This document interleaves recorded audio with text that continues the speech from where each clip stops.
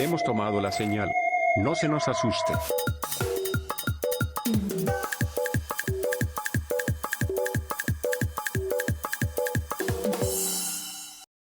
Y si los mejores invitados no pueden estar en el estudio de Televisa Sonora y los especialistas en los temas valen verdaderamente la pena, nosotros vamos a buscarlos. Nos encontramos el día de hoy en Casa de la Cultura con uno de los ponentes de TEDxPTIC, que nos trae un tema en el que todos deberíamos de estar interesados, la cuestión financiera. Su nombre es Daniel Urías y vamos a platicar el día de hoy de algo que a todos nos debe de interesar, por lo que les pido que se queden con nosotros desde ya. Pero esto no puede iniciar, por supuesto, sin darle la más cordial de las bienvenidas. Daniel, contentísimo de que estés con nosotros el día de hoy. ¿Cómo estás? Muy bien, muchísimas gracias por la invitación y encantado de poder llevar este tema a más oídos, a más personas, porque definitivamente es algo que si lo vamos pensando desde una edad temprana nos puede cambiar la vida por completo. Así es, y creemos que es un tema tan relevante y que tú eres un máster en ello que tuvimos que venir a buscarte. Primero, ¿cómo te sientes de estar en TEDxPTIC?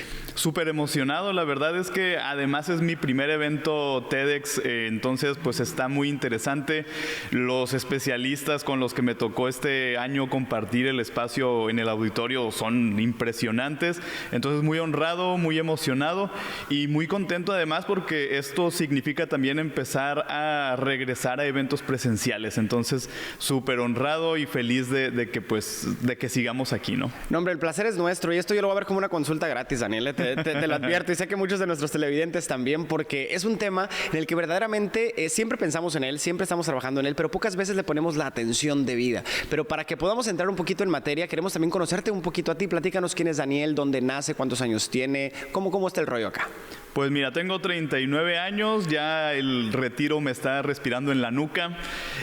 Yo crecí en Navojoa, Sonora, y muchos años viví también en la Ciudad de México. Recientemente ando por acá en Hermosillo, tengo pasadito de un año que me vine a vivir para acá. Okay.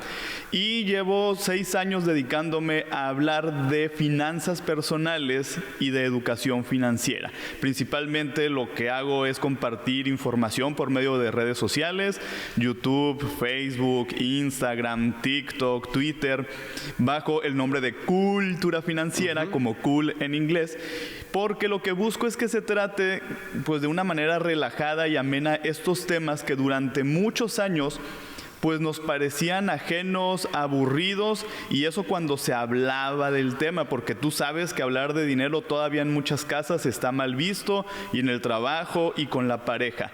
Cada vez esto va cambiando más y mucho tiene que ver con este trabajo que se hace todos los días de ir normalizando la conversación sobre asuntos financieros cotidianos como cómo gastar con tu tarjeta de crédito, cómo empezar a ahorrar, cómo prepararte para el retiro, cómo hacer que el dinero pueda crecer de manera segura y organizada por medio de una inversión.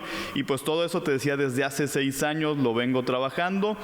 Es el contenido en redes sociales, me dedico también a impartir conferencias en empresas, en diferentes foros, y afortunadamente pues esto cada vez tiene más interés de las personas. Yo en el principio decía, híjole, esto no le va, esto pues no sé si voy a pegar, la gente no le gusta este tema, se les parece aburrido, y fue por ahí que di la vuelta. Hablo mucho con memes, hablo mucho con situaciones que trato de que sean cómicas, y afortunadamente pues ahí va funcionando bien. Te digo que estamos ya en el 6º año y muy feliz. Así es, y más de 90,000 seguidores en Instagram tienes, y sin duda un gran público que está siguiendo el contenido que tú realizas. Y ahorita hiciste un comentario, y yo creo que diste justo en el clavo por donde quería iniciar.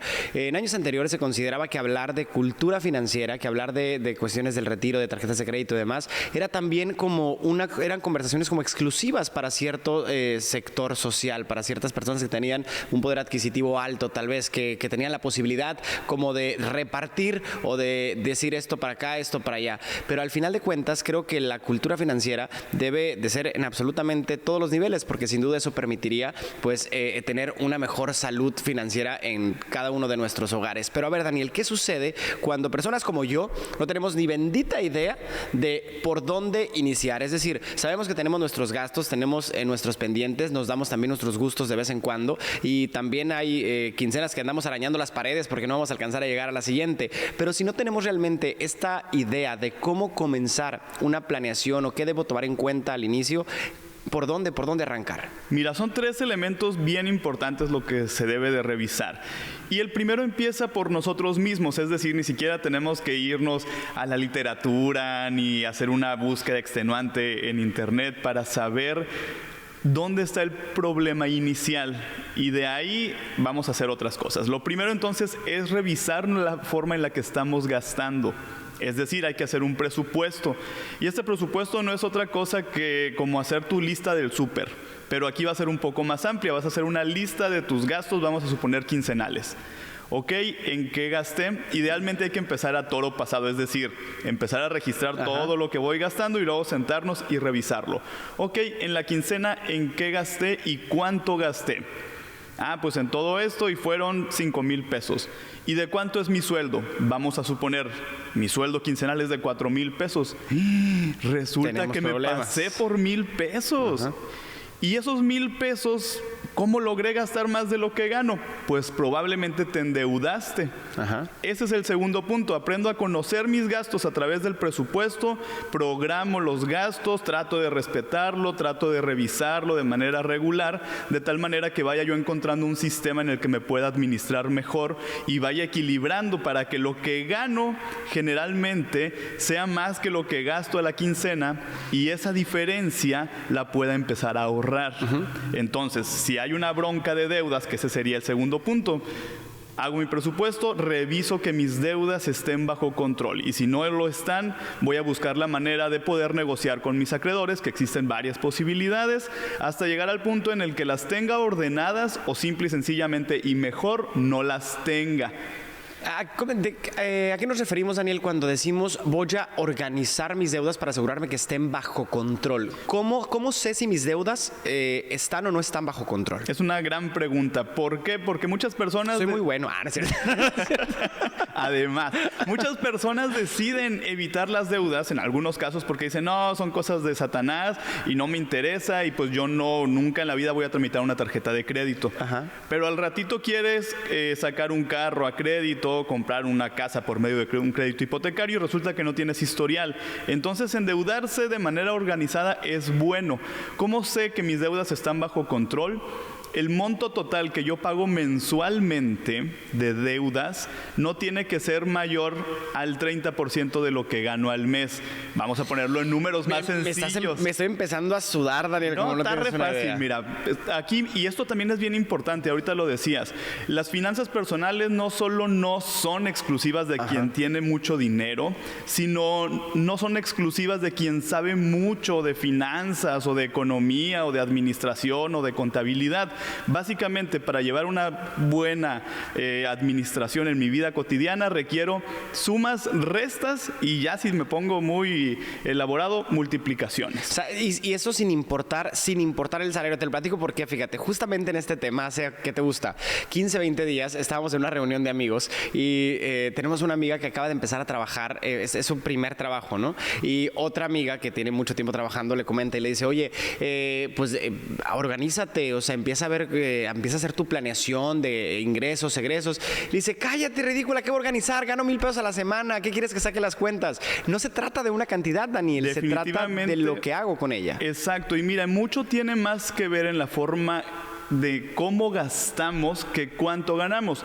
Y lo voy a mencionar porque esto es muy importante decirlo. Hay personas que están en una situación de pobreza extrema en donde sus prioridades básicas es encontrar comida todos los días. Así es. Y en ese escenario, pues definitivamente pues no podemos utilizar estos conceptos, ¿no? Pero hablemos de personas que afortunadamente cuentan con el privilegio de tener una quincena de forma regular, que probablemente su pareja también aporta con algo en casa, que tienen la oportunidad de contar con servicios de luz, de agua, de gas, tienen la oportunidad también de tener acceso a internet, tienen varias cosas que les permiten pues vivir con mayor calidad y tener esta tranquilidad de partir de una una base. A esas personas es a las que les hablamos. Ahora, decíamos, ¿se requiere tener mucho dinero para poder organizar mis finanzas? No, requiero tener un sueldo desde ahí, o sea de 1,000 pesos, sea de 2,000, 3,000. El gran reto aquí es cómo lo optimizo y cómo lo organizo. Yo conozco personas que tienen ingresos de arriba de 90,000 pesos al mes, que están atoradísimos con tarjetas de crédito, que tienen muchísimas broncas. Mientras más dinero tienes, si no te organizas, más gastas. tus problemas son proporcionales a esa cantidad de lana.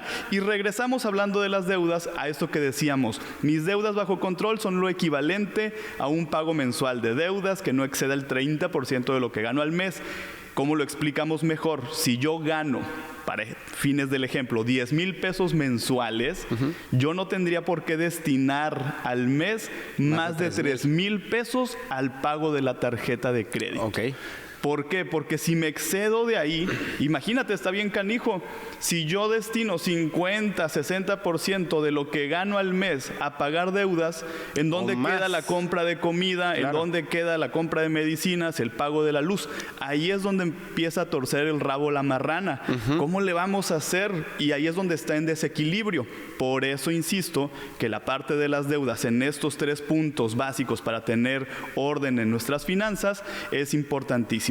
Las adquiero, pero las controlo por medio de la planificación. Y si sé que no la puedo pagar, no la adquiero. Y es que somos bien temerarios, de verdad. Luego dice uno, no hombre, ¿qué tanto es tantito? Si aguanta otro tarjetazo y púmbale. Y al ratito empezamos a tener broncas para organizar el pago de las deudas. Y aparte somos víctimas de muchas cosas también, Daniel, ¿no? De los deseos, de las presiones sociales, de la mercadotecnia. Veía hace algunos días en tus redes sociales precisamente un reel que subiste en Instagram, en donde estaba simulando como... decías que estabas en una crisis existencial, obviamente es un video para ejemplificar algunas cosas, donde estabas buscando algo en Amazon, ¿no? Y que decías, ay, pero es que si compro esto, que las primeras preguntas que te haces, ¿lo necesito? ¿No lo necesito? Mi vida sería diferente. Pero después dices, bueno, pero es que esto está en promoción y si aparte compro 150 pesos más, el envío me sale gratis. Ay, mira, unas ollas que están en 150 y compraste. Entonces, es algo que nos sucede y nos sucede muchísimo a todas las personas. Pero a ver, Daniel, supongamos, ya la cagué, ya saqué las cuentas y ya estoy consciente de que mis deudas superan mis ingresos y que tengo todo fuera de control. ¿Cuál sería una primera estrategia para decir, a ver, alto, paramos? ¿Cómo empiezo a negociar tal vez con mis acreedores? ¿Qué es lo que tengo que negociar? ¿Qué me pudieras recomendar si estuviéramos en esa situación en particular? Mira, lo primero es darnos... Y apuntando yo realmente, ¿no? Lo primero es darnos cuenta a tiempo. O sea, no hay que dejar que el agua nos llegue hasta el cuello, nos rebase y nos ahogue, porque ya ahogándonos es muy difícil que cualquier institución financiera nos dé margen de negociación. Cuando me empiezo a sentir apretado, y por eso decíamos, hay que revisar el presupuesto, a ver cómo andamos, es que yo me puedo acercar con el banco, por citar un ejemplo de institución financiera, y decirle, oye, la neta es que quiero seguirte pagando, pero se me está empezando a dificultar, fíjate que tuve esta bronca y ya no me es tan fácil. ¿Qué puedo hacer? Y el banco te va a dar opciones. Te pueden desde ampliar el plazo de tu deuda para que el pago mensual se reduzca, y ojo, no es que el banco sea mi cuatacho. Cuando hacen esto es porque pues obviamente a mayor plazo pues voy a terminar pagando más intereses, el banco va a ganar más, pero si estoy en una situación complicada a mí me conviene ese tipo de negociación.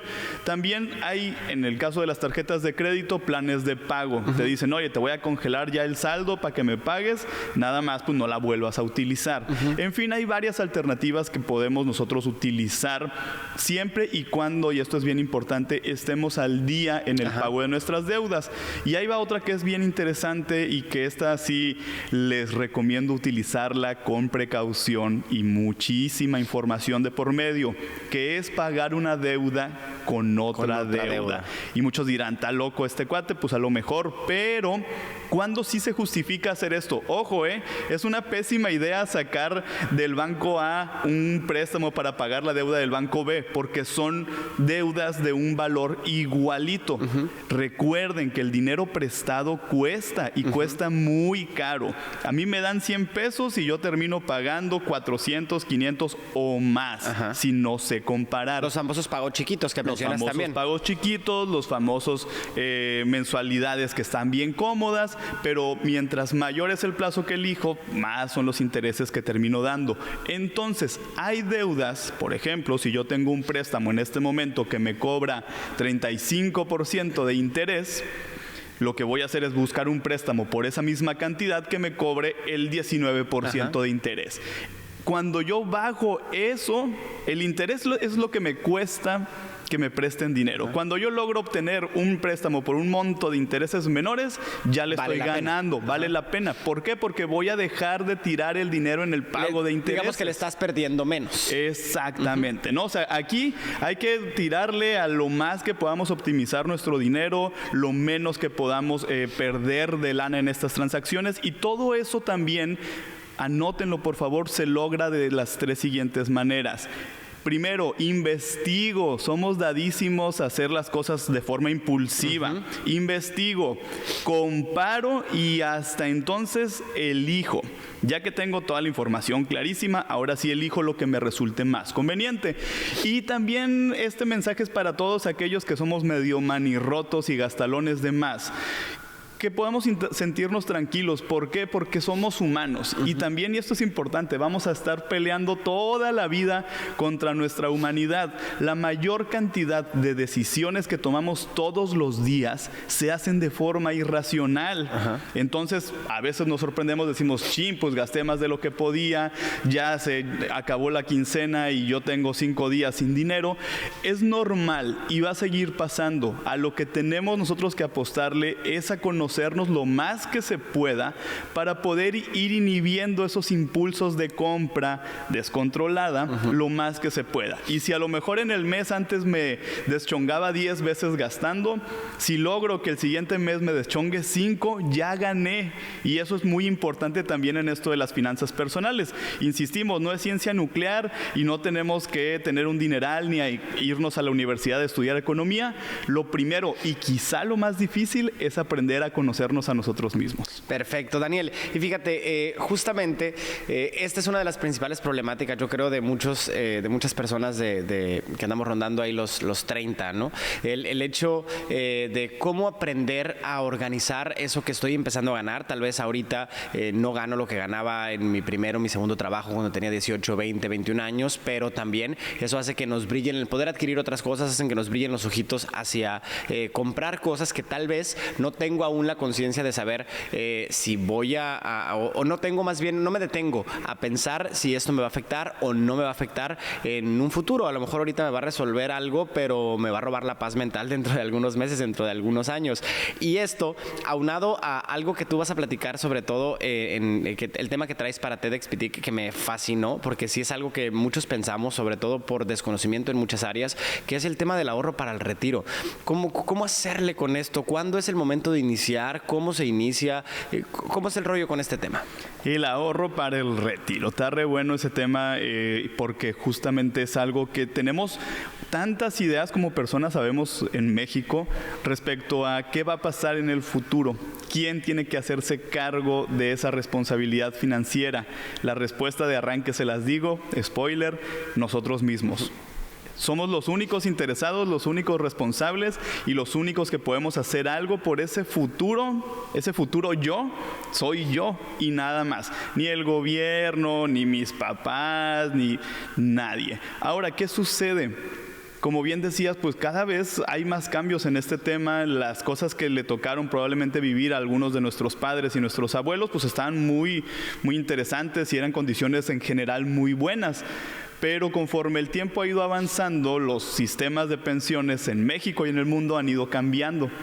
Y ahora ya no vamos a tener las mismas oportunidades de retirarnos con una pensión bien padre. Hay mucha gente que trabaja de forma independiente como emprendedor en situaciones informales y tampoco van a tener acceso a esto. Lo primero que yo necesito hacer es informarme de, ok, ¿en qué escenario estoy yo? Trabajo con un patrón, tengo la prestación de una Afore, que ojo, las Afores no son opcionales cuando trabajo cotizando. Okay. Sí o sí la tengo, es un derecho, vengo con torta bajo el brazo. En cuanto empiezo yo a cotizar en un empleo, se abre una cuenta de ahorro para el retiro a mi nombre. Y si yo no investigo en dónde está esa cuenta de ahorro para el retiro, que, ojo, está acumulando dinero y ese dinero se invierte y ese dinero crece. Si yo no investigo eso, pues prácticamente yo estoy renunciando a lo que se está acumulando ahí para mi retiro. Si soy emprendedor, ok, ¿qué opciones tengo? Existen planes de ahorro para el retiro que son personales, yo los contrato por mi cuenta. ¿Cuándo es la mejor edad para iniciar? Y aquí hay una gran noticia, muchos ya se nos está yendo el tren en este tema. Tenemos que empezar ya, no importa la edad que tengas, tienes 21 años y ya empezaste a trabajar, inicia, tienes 22, empieza 25, 30, tienes 40. En cuanto escuches este mensaje, si todavía no haces nada por tu yo del futuro, que eres tú mismo, arranca, investiga, lo mismo otra vez, investiga, compara opciones y elige lo antes posible. ¿Por qué? Porque mientras más tiempo tengas a tu favor para ahorrar, las condiciones de tu ahorro van a ser más cómodas. Con cantidades más pequeñas vas a lograr cantidades más grandes, porque además este dinero, recuerden que se invierte, y al invertir a lo largo del tiempo, pues el dinero se va multiplicando. Si yo empiezo faltando 5 minutos para la hora a ahorrar para mi retiro, vamos a ponerle una edad a los 55 años, pues está canijo que me pueda retirar con 1 millón de pesos con 5 años por delante. Así es. Si yo tengo 25 y me voy a retirar a los 60, pues como que se ve más real esa situación. Por eso necesitamos estar muy conscientes, y esto es parte de lo que hablaremos en la plática en TEDx, de que vamos a vivir seguramente por estadística muchos años. Hay gente que me dice, no, hombre, y si me muero antes, si te mueres antes no vas a tener de qué preocuparte. Claro. Preocúpate de vivir muchos años y no haber ahorrado. Ajá. Ese sí es un broncononón, y diario lo vemos en las calles, en el súper, con personas de la tercera edad que desafortunadamente tienen que seguir trabajando para mantenerse, aunque sea con lo mínimo indispensable. Queremos ese futuro, queremos tener tranquilidad, todo dependerá, y ayer alguien me lo preguntaba, bueno, ¿y de quién depende el retiro? Depende de ti y de lo que tú quieras para ti mismo. Entonces, las respuestas ahí están, si de verdad quieren hacer algo para cambiar su presente, vivir con más tranquilidad, porque además esto hasta nos inquieta y nos da mucho estrés en el presente. Hay que hacerlo para vivir con tranquilidad en el presente y tener mayor confianza en que en el futuro vamos a estar lo mejor posible, porque nosotros estamos generando esas condiciones. Y esto, Daniel, es destinar alguna parte, una forma sería destinar alguna parte de nuestro salario a ese retiro, irlo guardando en algún sitio, irlo metiendo en una cuenta. ¿Cómo podemos hacer para empezar a ahorrar para el retiro, ya sea independientemente de si tengo afores o no tengo afores? Pues mira, hay gente que le gusta manejar el 10%, si sus condiciones en este momento, si sus gastos cotidianos les permiten reservar ese 10%, háganlo, va a ser muy bueno. Pero, ojo, porque luego hay quien dice, híjole, es que a mí no me alcanza para ahorrar ese 10%, entonces mejor me espero a que sí me alcance. No, no se esperen, empiecen con lo que sí puedan ahorita aportar. Si es un 5% de lo equivalente a su sueldo mensual, arranquen con ese 5. Si es un 3, arranquen con eso. La diferencia en dónde está, en la constancia que yo tenga. En el hábito que se va a crear. En el hábito que se vaya creando, y además conforme el tiempo pase, seguramente le voy a ir agarrando gusto a esto de ahorrar para mi futuro, y vamos a pasar de ese 3 a un 5%, luego de ese 5 a un 10, luego de ese 10 probablemente a un 15.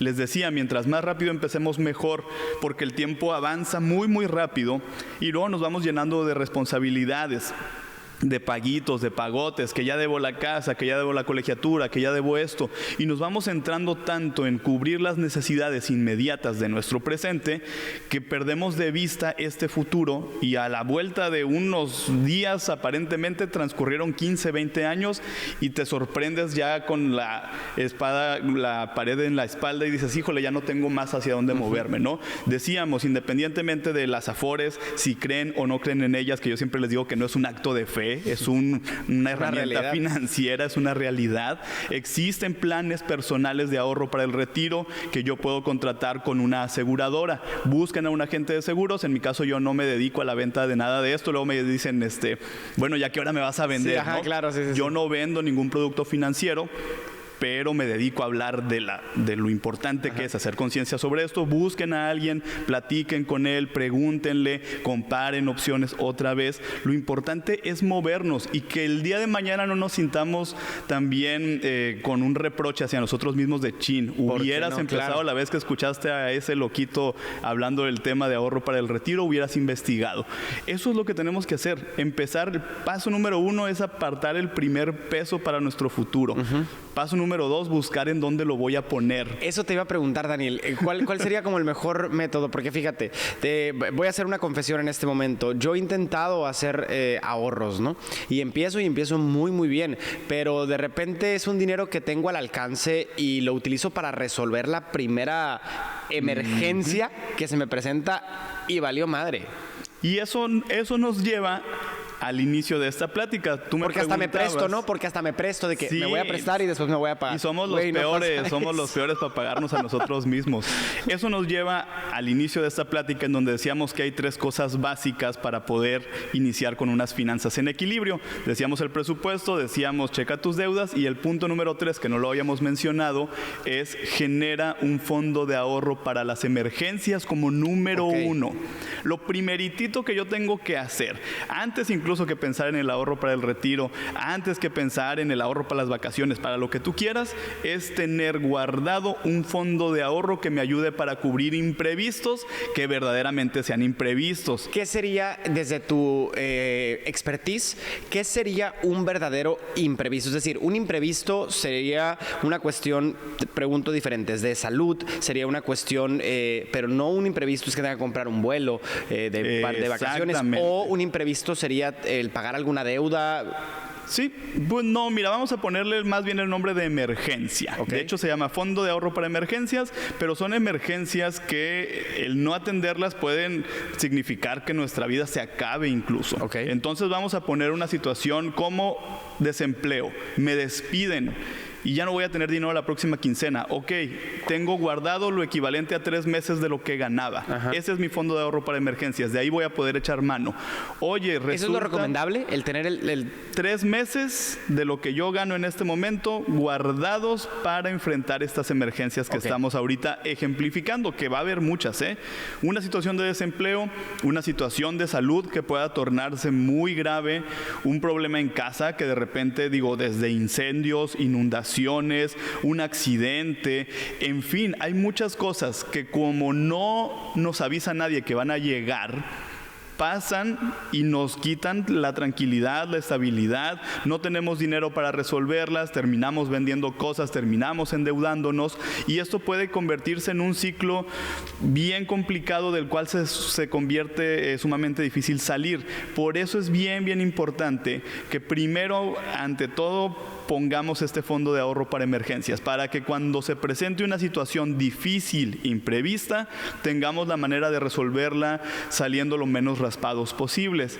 A partir de ese momento, y lo que tú decías, el dinero no se tiene que ahorrar en mi casa, ni en mi cuenta bancaria de débito o de nómina, porque es facilísimo agarrarlo. Y a la primera tentación vamos y le recortamos. Y es bien triste porque luego asumimos que no sabemos ahorrar. Dices, chale, es que yo empecé re bien y llevaba 15 días a todo lo que da y de repente caí y me gasté todo. Entonces yo no sirvo para ahorrar, nunca más en la vida lo quiero hacer. Hay que buscar maneras formales de hacerlo y para esto existen tanto cuentas de inversión, que son, lo único que necesitas es tener tu INE, tener tu CURP y eso es todo lo que requieres, o sea, no necesitas otra vez ser un millonario inversionista. Hay en México, afortunadamente, y esto es uno de los aciertos que han tenido los gobiernos, y hay que decirlo, hay muchos desaciertos y algunos aciertos. Uno de los aciertos es que cada vez hay más instrumentos financieros accesibles para todo bolsillo. Hay inversiones muy buenas, muy seguras y reguladas por las autoridades que me permiten empezar con 100 pesos, con 50 pesos. ¿Y qué pasa? Yo lo que tengo que hacer ahí sí es transferir de mi cuenta de débito de nómina, transferirlo a mi cuenta de ahorro e inversión. El dinero se puede quedar ahí un mes, yo puedo decidir que se quede un año, yo puedo decidir que se quede 5. Tengo que buscar mecanismos formales que me obliguen a cumplir con mis proyectos y definir lo siguiente. ¿Qué quiero? ¿Cuál es mi objetivo? ¿Para qué estoy ahorrando? Porque si nomás lo estoy guardando por guardarlo, se me va a ofrecer para cualquier cosa. ¿Para qué lo quiero? ¿En cuánto tiempo lo necesito? Que eso es importantísimo. ¿Y cuánto voy a aportar? ¿Con qué periodicidad para cumplirlo? Siguiendo estos 3 elementos y metiendo esa lana en un instrumento formal, regulado y que me aleje el dinero de las manos, ya voy de gane. Perfecto, Daniel, pues sin duda temas muy interesantes que nos dan para platicar largo y tendido. Te extiendo la invitación en ese momento para que nos acompañes en próximas ediciones de Huachapori. Sabemos que ahorita te tienes que preparar ya para tu presentación en TEDxPTX, pero estamos muy, muy contentos de que nos hayas aceptado esta invitación. Muchísimas gracias y yo encantado, neta que es un tema que disfruto muchísimo. Y si una persona de las cientos que nos escuchen... Millones, Daniel. De las cientos de miles de millones que nos escuchan, hace un cambio después de esta plática y después de cualquier otra oportunidad que tenga de hablar con ustedes, ya se cumplió mi objetivo en esta vida y yo feliz. Entonces, mil gracias. Les mando un gran abrazo a todos los que nos ven, nos escuchan y pues hasta la próxima. Muchas gracias. ¿Cómo te encontramos en redes sociales, Daniel? Nos encuentran como Cultura Financiera, cool como cool en inglés, Cultura Financiera en Instagram, Facebook, Twitter, TikTok y YouTube. Ahí estoy. Excelente. Muchísimas gracias y muchísimas gracias a ustedes también por el favor de su atención. Recuerden seguirnos en las redes sociales de Huachapori y en mis redes sociales aparezco como Gonzalo Blancarte. Recuerda sobre todo, no importa qué parte de tu vida o de tu historia decidas contar, si la cuentas con el corazón, habrás logrado inspirar. Soy Gonzalo Blancarte. Nos vemos. Hasta la próxima.